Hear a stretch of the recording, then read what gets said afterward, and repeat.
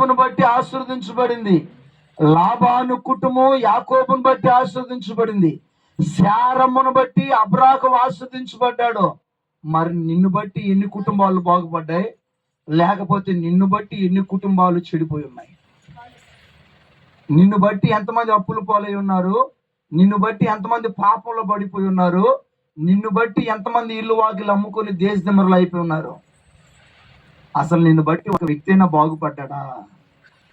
అమ్మా, ఒక కుటుంబం రక్షించబడిందా? అదే యాకోబు అంటాడు, లాబాను, ఓ మేనమామా, నేను నీ దగ్గరకు రాకముందు నీకున్నది కొంచెమేనయ్యా. నేను అడుగు పెట్టిన స్థలమెల్లా